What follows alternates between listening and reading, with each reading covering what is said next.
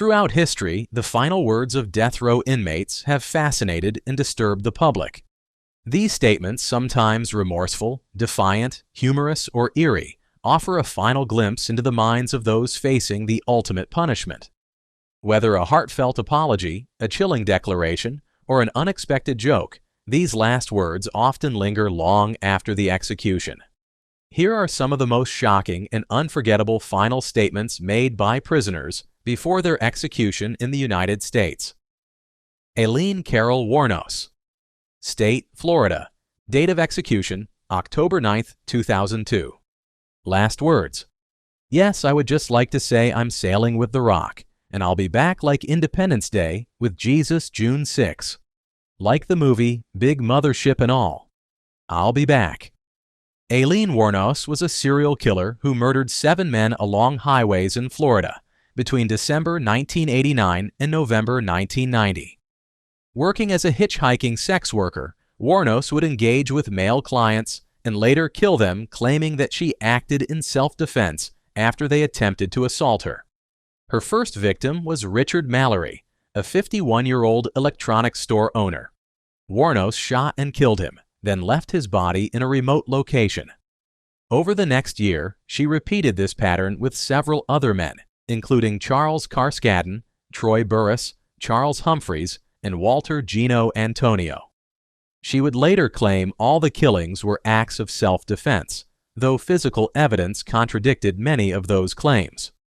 The investigation into Wuornos's crimes led to her arrest in early January 1991.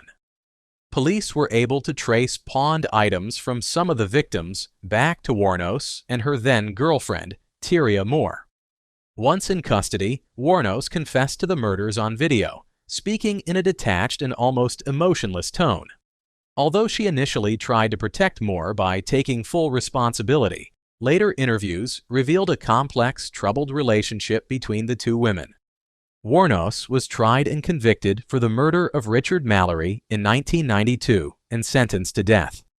She later pleaded guilty to several other murders, receiving additional death sentences.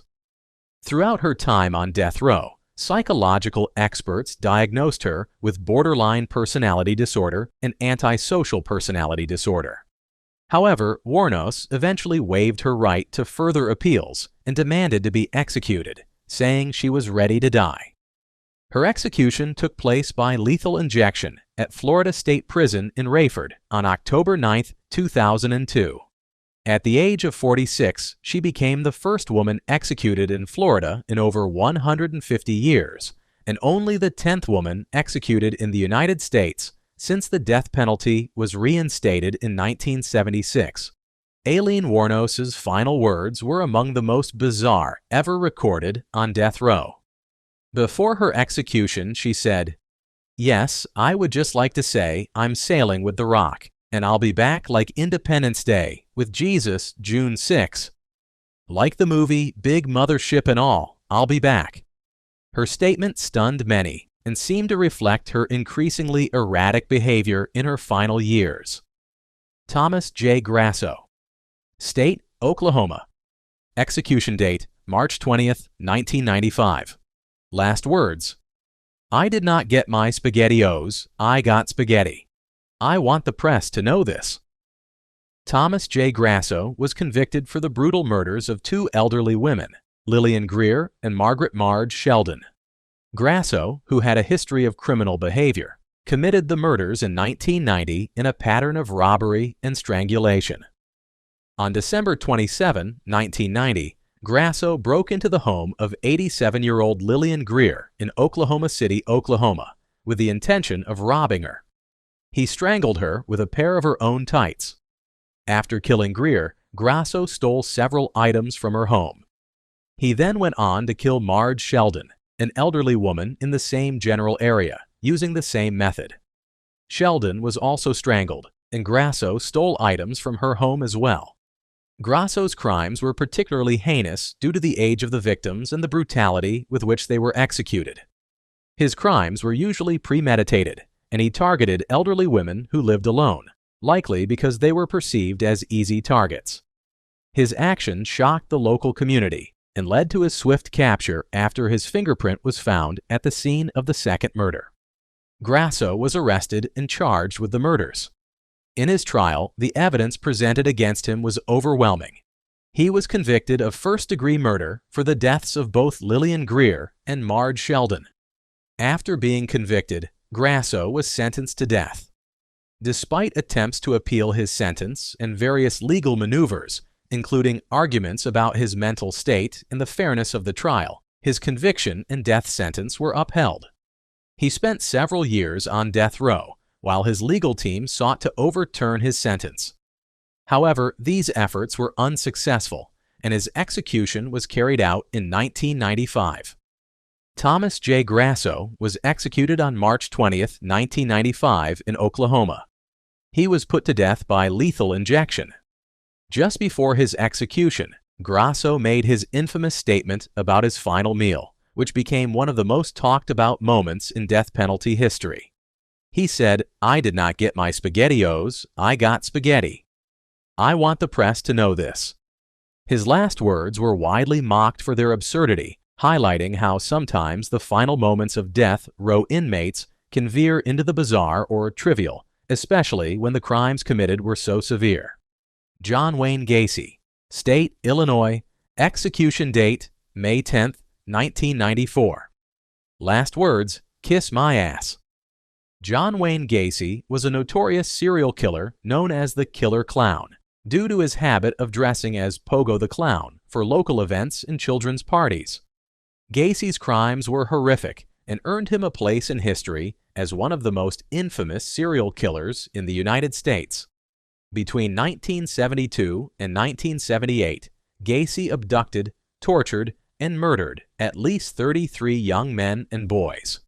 His victims ranged in age from 14 to 21, and Gacy lured many of them to his home in Norwood Park, a suburban neighborhood of Chicago. Gacy would often perform a magic trick for his victims, in which he would handcuff them and then proceed to overpower and sexually assault them. He then killed them by strangulation, either using a rope or a tourniquet. After the murders, Gacy disposed of most of the bodies, burying them in the crawl space beneath his home. He also discarded some of the victims in nearby rivers. His crime spree went unnoticed for years due to his charm and involvement in local politics, but in 1978, Gacy was finally apprehended after his final victim, 15-year-old Robert Piest, managed to escape and lead authorities to Gacy's home. Investigators later found the remains of 29 of his victims buried under his house. After being arrested, Gacy's trial began in 1979, and the evidence against him was overwhelming. Gacy's defense team tried to argue that he was insane at the time of the killings, but the prosecution was able to prove that he was fully aware of his actions. The jury convicted Gacy of 33 murders, and he was sentenced to death by lethal injection. The case captivated the nation, and Gacy's brutal acts, as well as his manipulation of the public as a seemingly upstanding citizen, sparked widespread horror and fascination. He spent 14 years on death row, awaiting execution. John Wayne Gacy was executed on May 10, 1994, at Stateville Correctional Center in Illinois. He was 52 years old at the time of his death. Gacy's final words, delivered just before his execution, were chillingly defiant. He reportedly said, "Kiss my ass." These words reflected the lack of remorse or acknowledgement of his horrific crimes. Carl Panzram, State, Kansas. Execution date, September 5, 1930. Last words, "Hurry it up, you Hoosier bastard. I could hang a dozen men while you're screwing around." Carl Panzram was one of the most remorseless and brutal serial killers in American history. He claimed to have committed 22 murders and over 1,000 acts of sodomy, mostly against young boys and men across the United States and abroad during the early 20th century. His crimes were fueled by deep-seated hatred for humanity, which he openly expressed in his writings and confessions. Panzram began committing crimes at a young age, and his criminal history included arson, burglary, assault, and multiple escapes from correctional facilities. He spent much of his life in and out of prisons, where he often attacked guards and fellow inmates. His murders were committed with chilling brutality, often after he had lured victims under false pretenses.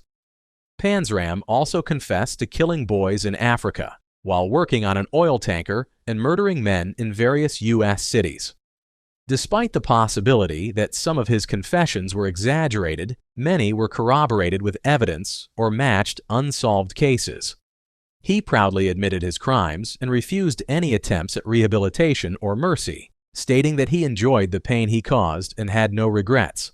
Karl Panzram's final arrest occurred in 1928 after he burglarized the home of a former U.S. commissioner. While serving a sentence at the Leavenworth Federal Penitentiary in Kansas, he beat a prison employee, Robert Warnke, to death with an iron bar. Panzram pleaded guilty to the murder and insisted on receiving the death penalty. He refused to appeal his sentence and even threatened to kill again if not executed.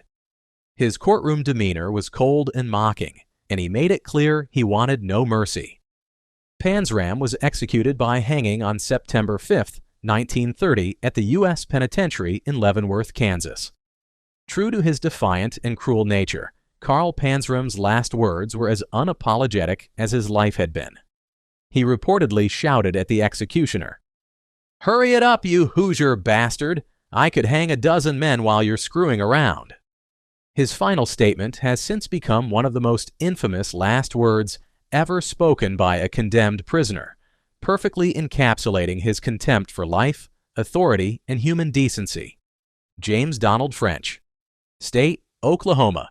Date of execution, August 10, 1966. Last words. How's this for a headline? French fries.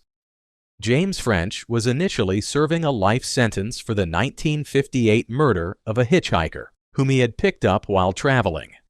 French killed the man during a robbery and was swiftly apprehended. While in prison, however, he became frustrated with his sentence. French reportedly desired the death penalty but was unable to bring himself to commit suicide. In 1961, he murdered his cellmate, Eddie Lee Shelton, by strangling him with a towel. French confessed to the killing, openly admitting that his motive was to force the state to execute him. Following the murder of his cellmate, French was charged with first-degree murder. He waived his right to a jury trial and pleaded guilty. The court sentenced him to death. French did not appeal his sentence, and his execution was carried out relatively swiftly. His case stood out not just for the unusual motivation behind his crime, but also for the unusual calm and dark humor he maintained throughout his legal process. James French was executed in the electric chair at the Oklahoma State Penitentiary on August 10, 1966. He was the last person to be executed in Oklahoma before the U.S. Supreme Court instituted a temporary halt to capital punishment in 1972 via Furman v. Georgia. When asked for his last words, he stated, "How's this for a headline? French fries." This statement, a macabre pun on his own name, was reportedly delivered to members of the press and has since become one of the most infamous final statements in execution history. James French was executed and is no longer alive. His case is often referenced in discussions on capital punishment, particularly in contexts involving prisoners who intentionally seek execution. George Appel. State, New York. Date of execution, August 9, 1928. Last words. Well, gentlemen, you're about to see a baked Appel. George Appel was convicted of the 1928 murder of a New York City police officer, Charles E. Walsh. During a failed robbery attempt, Appel and his accomplice were confronted by Officer Walsh. In the ensuing confrontation, Appel shot and killed the officer. The crime shocked the public and law enforcement community, drawing swift condemnation and legal action. Appel maintained a defiant stance throughout his trial and incarceration, showing little remorse for his actions.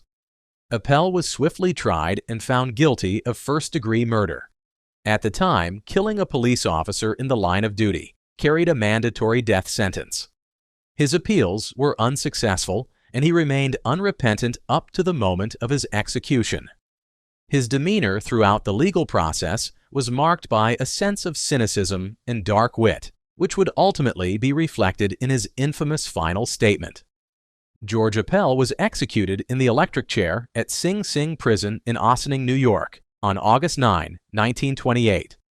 As he was being strapped into the chair, he made his now famous pun about his own name. "Well, gentlemen, you are about to see a baked Appel." George Appel was executed and is no longer alive. His final words have become one of the most cited examples of dark humor among death row inmates and are often included in compilations of memorable last statements. Odell Barnes, Jr., State, Texas, date of execution, March 1, 2000. Last words: "I want to send great love to all my family members, my supporters, my attorneys. I love you all. I'm innocent." Odell Barnes, Jr. was convicted of the 1989 murder of Helen Bass, a 43-year-old nurse and family friend in Wichita Falls, Texas. Bass was found in her home, having been beaten, stabbed, and shot in the head. The crime scene also showed signs of sexual assault. Barnes became a suspect after being seen near the victim's home, and his fingerprints were found on a lamp used in the attack. However, his conviction was surrounded by controversy due to concerns over flawed forensic evidence, possible contamination at the crime scene, and inadequate defense representation during his trial. Barnes was convicted of capital murder in 1990 and sentenced to death. As his execution date approached, new attorneys working on his behalf uncovered troubling inconsistencies and raised questions about the reliability of the prosecution's evidence. Notably, his defense argued that critical evidence had been misrepresented or overlooked, including the potential contamination of fingerprint evidence and a questionable timeline of the events. Despite efforts by international human rights groups and legal advocates pushing for clemency or a new trial, his appeals were ultimately denied. On March 1, 2000, Odell Barnes, Jr. was executed by lethal injection at the Huntsville unit in Texas. He used his final statement to proclaim his innocence and express love for his supporters, attorneys, and family. His words, "I love you all. I'm innocent," struck a deep chord with many, especially those who believed that his conviction was the result of a flawed judicial process. Ricky Ray Rector, State, Arkansas.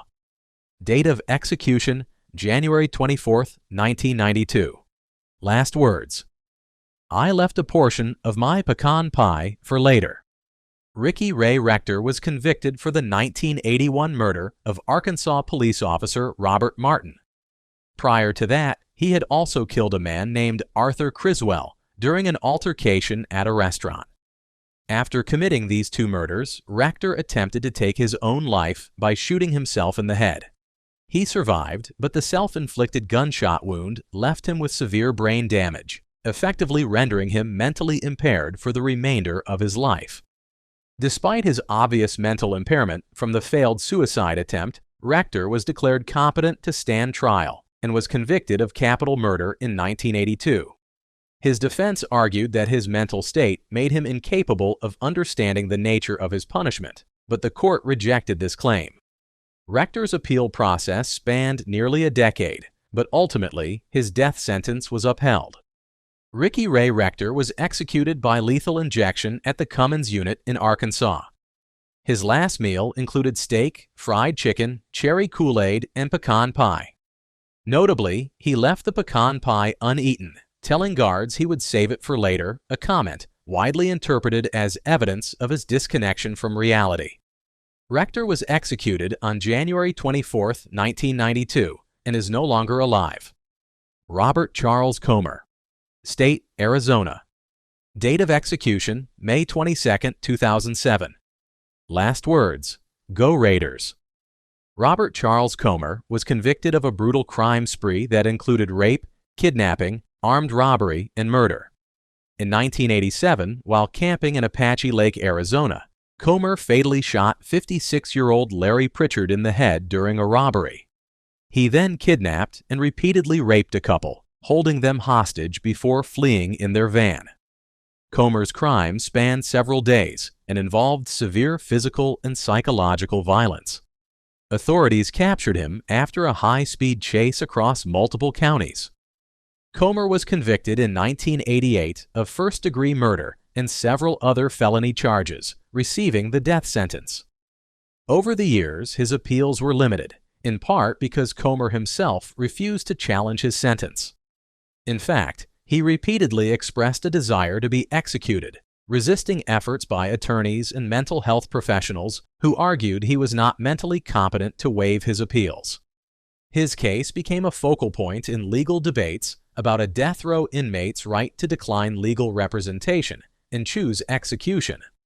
Robert Comer was executed by lethal injection at the Arizona State Prison Complex in Florence. As he was strapped to the gurney, his final words were simply, "Go Raiders," a reference to his favorite football team, the Oakland Raiders. His emotionless demeanor and the light-hearted nature of his final words, given the severity of his crimes, left a lasting impression on witnesses. Robert Comer was executed on May 22, 2007 at the age of 50. Gary Mark Gilmore, State, Utah.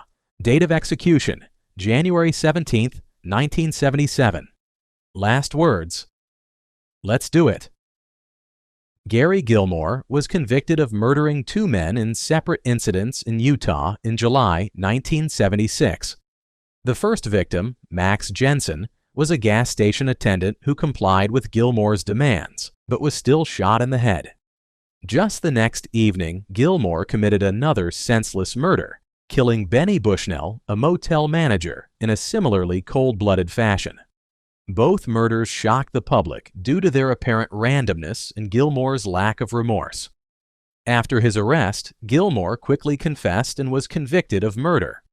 In a rare turn, he refused to appeal his death sentence, demanding that the execution be carried out swiftly.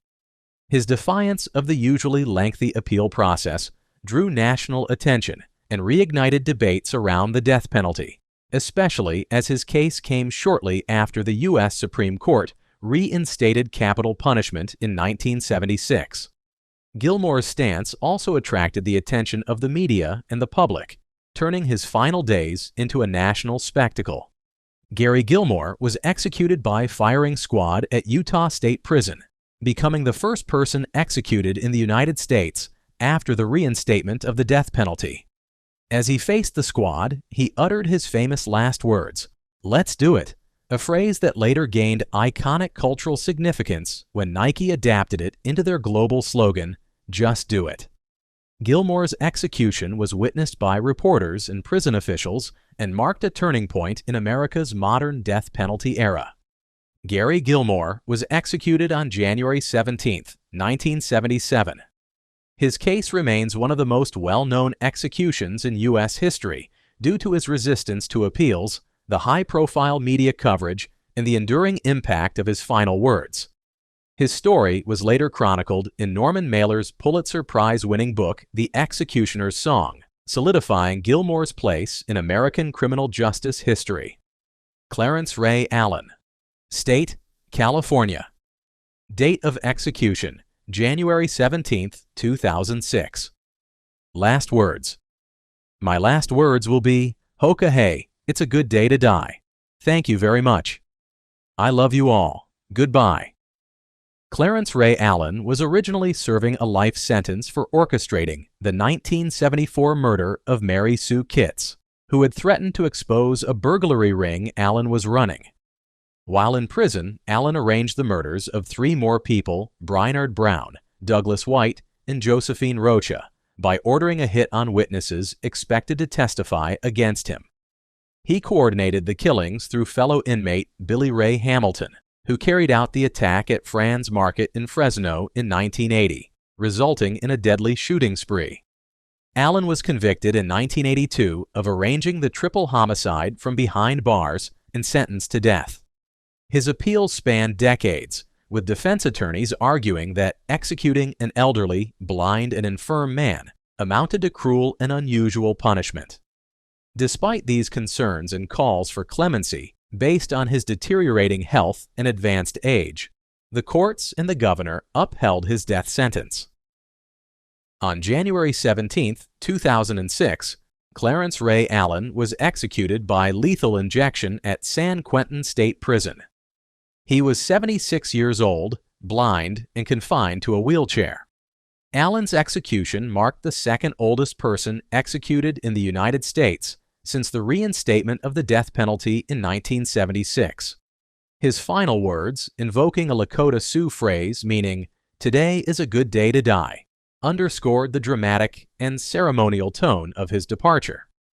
Allen was executed and is no longer alive. Matthew Reeves, State, Alabama, date of execution 2022. Last words: I have no words. Reeves was convicted of the 1996 robbery and murder of Willie Johnson, a crime he committed at the age of 18. Reeves, along with an accomplice, planned and carried out the killing during a robbery. Johnson was shot multiple times in a secluded area, and his body was left to be discovered later. Reeves was convicted of capital murder, and his case went through years of legal battles, including appeals regarding his age and mental state at the time of the crime.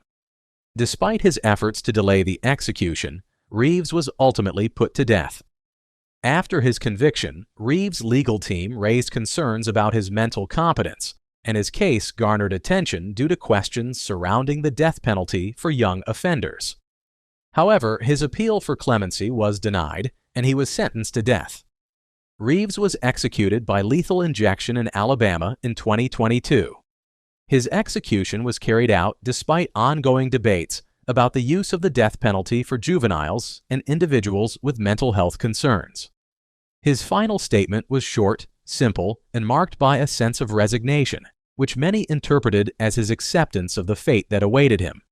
This stark and silent expression made his execution a poignant moment, leaving a lasting impression on those present. Gilbert Ray Postel, State, Oklahoma, date of execution, January 17, 2022. Last words: I'm truly sorry. Gilbert Ray Postel was convicted for his role in a brutal quadruple homicide that occurred on May 27, 2005 in Oklahoma. Postel, along with accomplices, entered a mobile home park where four victims, Judy L. Lewis, 50, and her son, 26-year-old John Michael Hunter, as well as two young children, were shot and killed. The victims were targeted during a robbery, and the brutal execution of these four individuals left the small community in shock. Postel and his accomplices, armed with firearms, carried out the killings in a violent manner, and the case quickly gained national attention due to its horrific nature. The police investigation led to Postel's arrest, and he was later charged with multiple counts of murder. During his trial, Postel's defense team presented his troubled background and claims of mental health issues, arguing that these factors should be taken into account when determining his sentence. Despite these claims, the jury found Postel guilty of 4 counts of first-degree murder. The gruesome details of the crime weighed heavily on the jury's decision. In 2007, Postel was sentenced to death, marking the beginning of a lengthy and controversial legal battle. Postel's case was subjected to numerous appeals, but these were ultimately unsuccessful, and his sentence was upheld. On January 17, 2022, after over a decade of legal battles, Postel was executed by lethal injection at the Oklahoma State Penitentiary.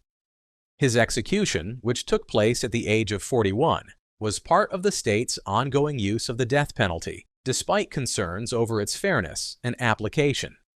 The execution was carried out following Postel's final court appeals being exhausted. Throughout the appeals process, Postel's defense team had continued to argue that his execution should be halted due to his mental health history and the conditions surrounding his trial. However, these appeals were rejected, and he was executed. In his final words, Gilbert Ray Postel said, "I'm truly sorry." This expression of remorse came moments before he was put to death. His apology, though brief, was a rare show of contrition for someone who had committed such heinous crimes.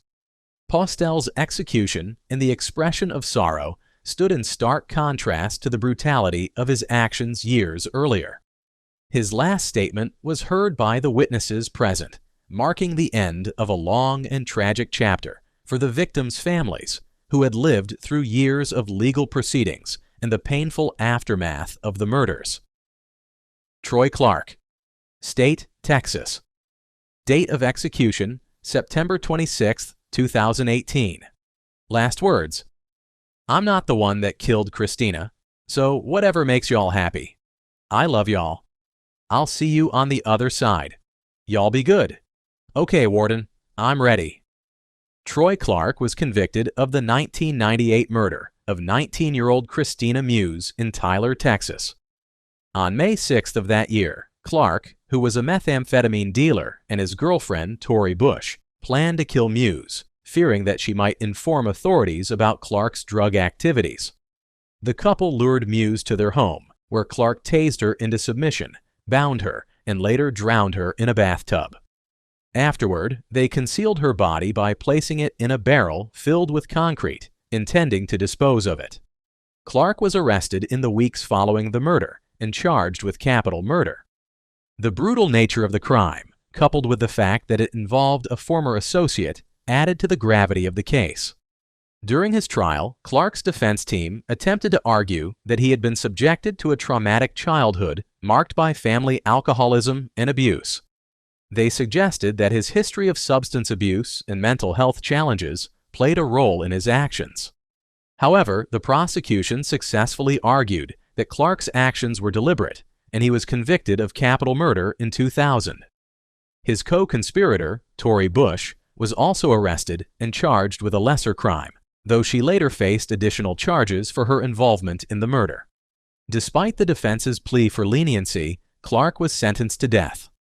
Clark's execution was carried out on September 26, 2018, at the Huntsville State Penitentiary in Texas. He became the 14th inmate to be executed in Texas that year. His final moments were marked by a brief but emotional exchange with witnesses and prison officials. Clark maintained his innocence until the very end, claiming, "I'm not the one that killed Christina, so whatever makes y'all happy."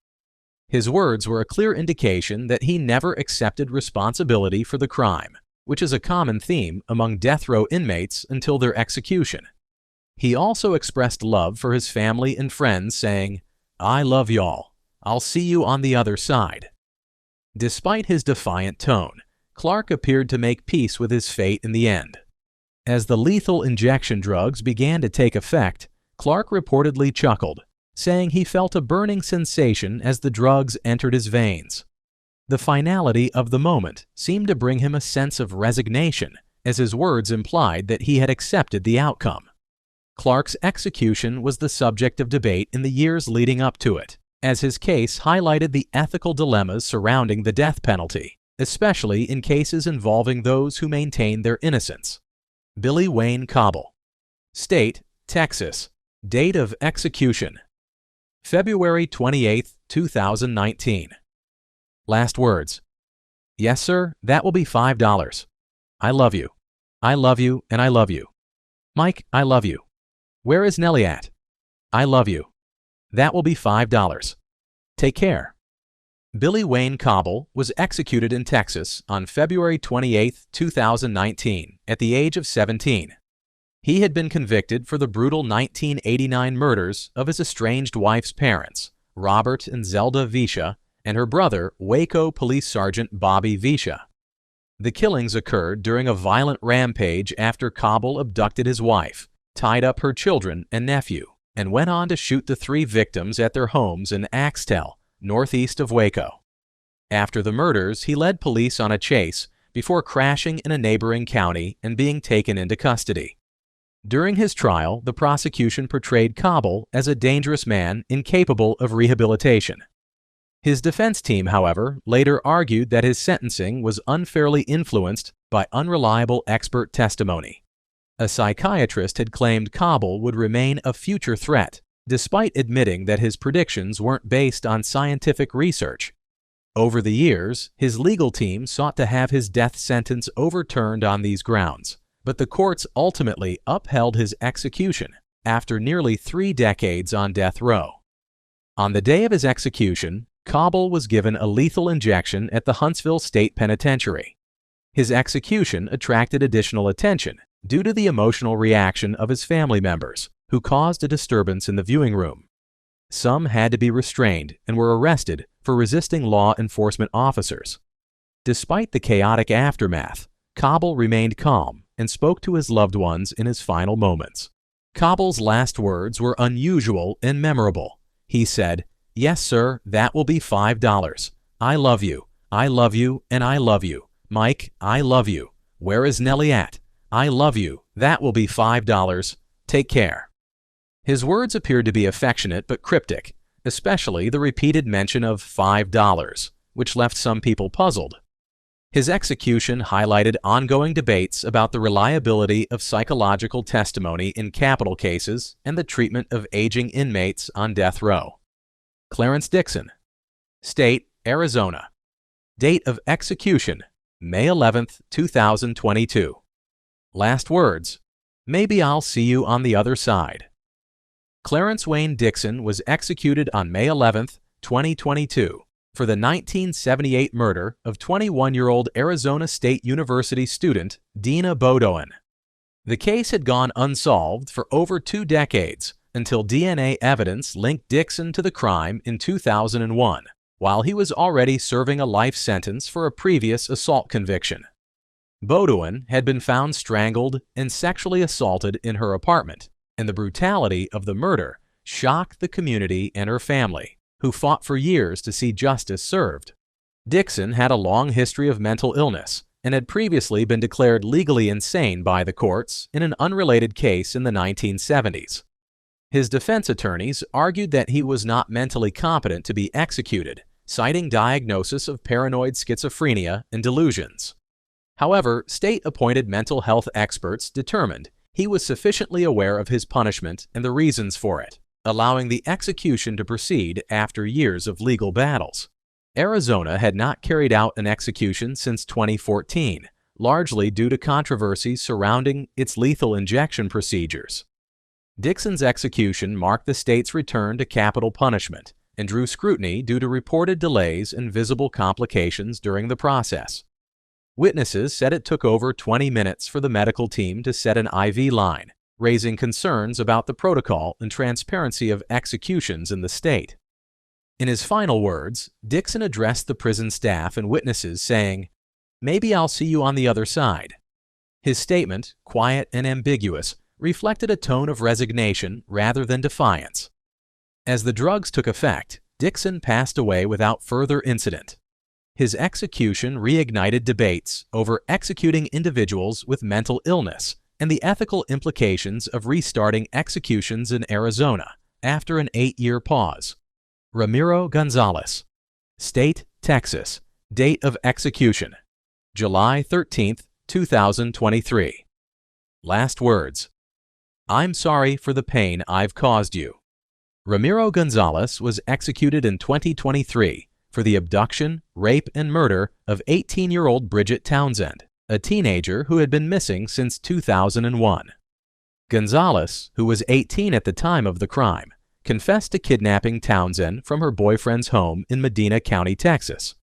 He later sexually assaulted and fatally shot her before burying her body in a remote location. Her remains were discovered 2 years later, after Gonzalez led investigators to the site. During his trial, Gonzalez admitted to the killing and expressed remorse, though his defense argued that his troubled upbringing, substance abuse, and mental health issues should be considered mitigating factors. Despite these efforts, he was sentenced to death in 2006.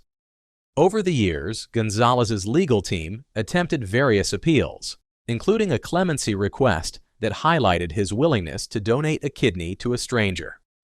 The request was denied and the execution moved forward. Gonzalez's final days were marked by a mix of reflection and spiritual preparation. In his final statement, he looked toward the victim's family and said, "I'm sorry for the pain I've caused you." His voice reportedly trembled with emotion as he acknowledged the grief and damage caused by his actions. The simple, sincere apology contrasted with the brutality of his crime, leaving an emotional mark on witnesses in the chamber. He was pronounced dead at 6:50 p.m. after the lethal injection was administered at the Huntsville unit. The execution of Ramiro Gonzalez drew public attention due to the nature of the crime, his organ donation request, and the quiet dignity of his last words. Stephen Dale Barbee. State, Texas. Date of execution, November 16, 2022. Last words: I just want everyone to have peace in their heart. Stephen Barbee was executed for the brutal 2005 murders of his pregnant ex-girlfriend, Lisa Underwood, and her 7-year-old son, Jaden. The crime occurred in Fort Worth, Texas, and was particularly shocking due to the involvement of a child and the cold, calculated nature of the killings. Barbee, who was married at the time, had previously been in a relationship with Lisa and feared the revelation of her pregnancy would ruin his marriage and reputation. Authorities said he suffocated both victims before burying them in a shallow grave in Denton County. Barbee initially confessed to the crime during questioning, but later recanted, claiming the confession was coerced. Nevertheless, forensic evidence and witness testimony linked him to the murders, and he was convicted and sentenced to death in 2006. Over the years, Barbee filed numerous appeals and legal motions, many of which centered around his declining physical health and claims of religious and constitutional rights violations during the execution process. These challenges delayed his execution several times, but ultimately failed. Barbee suffered from severe joint conditions and was confined to a wheelchair in the years leading up to his death. His legal team argued that his disabilities would make it physically impossible for him to lie flat on the gurney for lethal injection, raising concerns about cruel and unusual punishment. However, after extensive litigation and rescheduling, the courts allowed the execution to proceed, and Barbee was put to death by lethal injection in November 2022. In his final words, Barbee expressed a message of forgiveness and unity. I just want everyone to have peace in their heart. His statement was seen as an effort to leave behind a sense of reconciliation, despite the pain caused by his actions. The execution marked the end of a case that had spanned nearly 2 decades and remained etched in the memory of many due to the tragic loss of a mother and child. These final words range from tragic to absurd, from defiant to deeply moving. They reveal raw human emotion in its last moment: anger, denial, humor, or remorse, and often raise more questions than they answer. Whether seen as reflections of the condemned or powerful commentaries on the justice system, these last statements remain etched in the public consciousness. If you found this look into the most shocking final words fascinating, stay tuned for more deep dives into true crime and the complex world of capital punishment.